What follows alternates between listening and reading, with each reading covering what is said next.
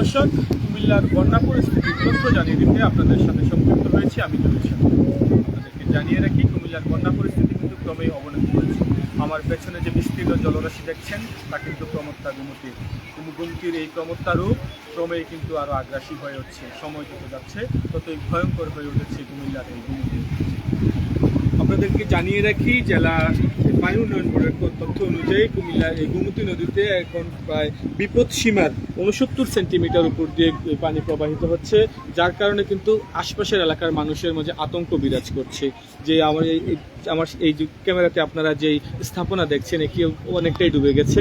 এই শুধু একটি চিত্রই নয়, পুরো গোমতী নদীর কুমিল্লা অংশের যে চিত্র, সদর উপজেলা থেকে শুরু করে বুরুচং, ব্রাহ্মণপাড়া, দেবিদ্বার, মুরাদনগর হয়ে তিতাস পর্যন্ত পুরো গোমতীর চিত্রই কিন্তু এই প্রবল স্রোত, তার উপরে বাঁধ ছুঁই ছুঁই পানি, যে কোনো মুহূর্তে ভেঙে পড়ার শঙ্কা করছেন মানুষজন। জেলা প্রশাসনের পক্ষ থেকে কিন্তু জরুরি অবস্থা, সতর্ক অবস্থা জারি করা হয়েছে। বলা হয়েছে গোমতী নদীর এই পারে যেন মানুষজনের চলাচল কিছুটা সীমিত করা হয়, কারণ যে কোনো মুহূর্তে বাঁধ ভেঙে পড়ার শঙ্কা দেখা দিয়েছে। শুধুমাত্র গোমতী নদীর সদর উপজেলা এই এলাকাতেই অন্ততপক্ষে 12টি স্থানে ফাটল দেখা দিয়েছে বলে আমরা জানতে পেরেছি। সেসব ফাটল কিন্তু স্থানীয় লোকজন, স্বেচ্ছাসেবী সংগঠনের সদস্যরা, এই সেনাবাহিনীর সদস্যরা মিলে সেই বাঁধ মেরামত করছেন। এছাড়াও বিভিন্ন স্বেচ্ছাসেবী সংগঠন কিন্তু বানবাসী মানুষকে এই ত্রাণ সহায়তা দিচ্ছেন, শুকনো খাবার দিচ্ছেন, দুপুরের খাবার বিতরণ করেছেন এবং কি তাদেরকে বিভিন্নভাবে আশ্বস্ত করা হচ্ছে যে আপনারা আসলে মনোবল হারাবেন না, যে কোনো পরিস্থিতিতে মানুষজন, সরকার এবং রাজনৈতিক নেতৃবৃন্দ আপনাদের পাশে থাকবেন। তো আপনাদেরকে জানিয়ে রাখি, কুমিল্লায় কিন্তু শুধু এই গোমতী নদী এলাকায় নয়, পুরো আরও বিভিন্ন উপজেলা কিন্তু বন্যা কবলিত হয়ে পড়েছে। বিশেষ করে 14 গ্রাম এবং নাঙ্গলকোটের অবস্থা ভয়াবহ। নাঙ্গলকোটে অন্ততপক্ষে 50 থেকে 60 হাজার মানুষ পানিবন্দী হয়ে পড়েছেন। 14 গ্রামেও 70 থেকে 80 হাজার মানুষ পানিবন্দী হয়ে পড়েছেন। কিছুক্ষণ আগে আমরা যেটা জানতে পেরেছি, এই 14 গ্রামে যে বন্যা দেখা দিয়েছে, সেই বন্যার পানি কিন্তু ঢাকা চট্টগ্রাম মহাসড়কে পর্যন্ত উঠে এসেছে। মহাসড়কের 14 গ্রাম বাজার এলাকায় প্রায় মহাসড়কে প্রায় হাঁটু পানির মতো দেখা দিয়েছে এবং সেখানে যান চলাচল ব্যাহত হচ্ছে। মহাসড়কে আমরা যানজটের খবর পাচ্ছি বিভিন্ন স্থান থেকে। তো সব মিলিয়ে সময় যত যাচ্ছে বন্যা পরিস্থিতি ততই ভয়ানক রূপ নিচ্ছে। নাঙ্গলকোট উপজেলায় প্রায় বন্যার্ত প্রায় 50 থেকে 60 হাজার মানুষ পানিবন্দী হয়ে পড়েছেন। সেখানে 54টি আশ্রয় কেন্দ্র খোলা হয়েছে বানবাসী মানুষকে আশ্রয় দেওয়ার জন্য। সেখানে 54টি আশ্রয় কেন্দ্র খোলা হয়েছে বলে আমরা জানতে পেরেছি। উপজেলা নির্বাহী কর্মকর্তা সুরাই আক্তার লাকি আমাদেরকে সে তথ্য জানিয়েছেন। তিনি বলেছেন, শুধু এই যে আশ্রয় কেন্দ্রগুলি রয়েছে তা নয়, বিভিন্ন শিক্ষা প্রতিষ্ঠান এবং উঁচু যে স্থাপনা রয়েছে সেই উঁচু স্থাপনাগুলোতেও বানবাসী মানুষকে আশ্রয় দেওয়ার জন্য বলা হয়েছে। কুমিল্লার জেলা প্রশাসক খন্দকার মুশফিকুর রহমান আমাদেরকে জানিয়েছেন যেন এই গোমতী নদীর অবস্থা যেহেতু অনেকটাই ভয়াবহ রূপ নিয়েছে, তাই গোমতী নদীর পাড়ে যেন মানুষজনের চলাচল কিছুটা সীমিত করা হয়, তা সেই নির্দেশনা তিনি দিয়েছেন। সেই নির্দেশনার আলোকেই আমরা বিভিন্ন এলাকায় দেখেছি যে গোমতী নদীর বিভিন্ন স্থানে গাছের গুড়ি এবং কলা গাছ কেটে কিন্তু প্রতিবন্ধকতা তৈরি করা হয়েছে যেন ভারী যানবাহন চলাচল না করা হয়, কারণ অনেক জায়গাতেই ফাটল দেখা দিয়েছে, অনেক জায়গায় ঝুঁকিপূর্ণ অবস্থা রয়েছে।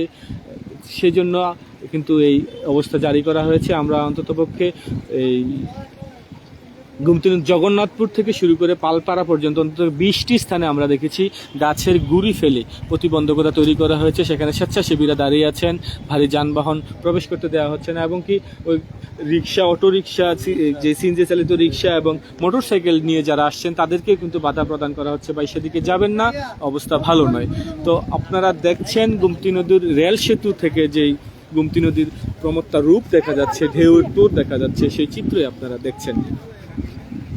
আসলে বুধবার থেকেই কিন্তু গোমতী এই ভয়ানক রূপে দেখা দিয়েছে।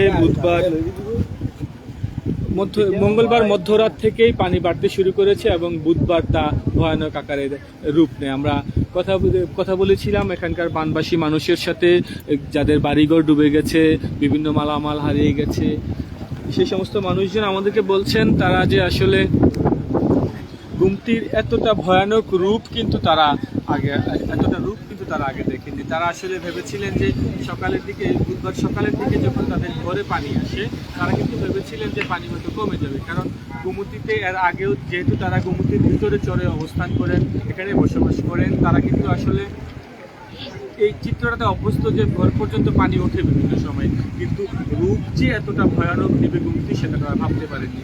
যার কারণে সকালের দিকে যখন তাদের বসতিতে পানি উঠেছে, তারা কিন্তু ভেবেছিলেন যে পানি চলে যাবে, তার কারণে তারা সেখানেই থাকার চেষ্টা করেছেন। কিন্তু ক্রমেই যখন পানি বাড়তে থাকে, তারা কিন্তু একটা সময় এসে নিজেদের প্রাণ নিয়ে উঁচু স্থানে চলে এসেছেন। তাদের ঘরের মাল সামানা কিন্তু সব রয়ে গেছিল সেখানে। পরবর্তীতে পানি যখন একেবারে কোমর সমান, ছাতি, বুক সমান এবং গলা পর্যন্ত পানি উঠে গেছে, তখন কিন্তু বিভিন্ন স্বেচ্ছাসেবী সংগঠনের সদস্য এবং রাজনৈতিক সংগঠনের সদস্যবৃন্দ তাদের সেই মালামাল কিছুটা উদ্ধার করে দিয়েছে।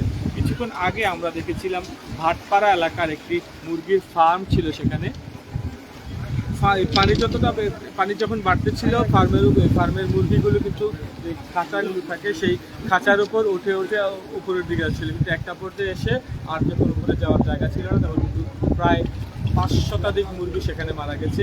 ফার্মের যে কর্তৃপক্ষ আছে, যেখানে যে স্টাফ আছে, তাদের সাথে আমি কথা বলেছি। তিনি বলেছেন যে এখানে 12 থেকে 1300 মুরগি ছিল, সবগুলোই লেয়ার প্রজাতির মুরগি।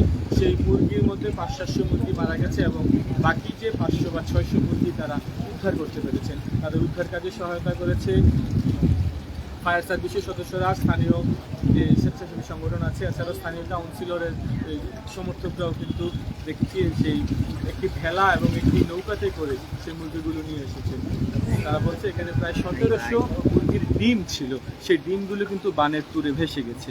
তো শুধু এই চিত্রটা শুধু ভাটপাড়া এলাকার চিত্র, কিন্তু এই ভাটপাড়া বলি, পালপাড়া, তারপর ওই চাঁদপুর, টিক্কারচর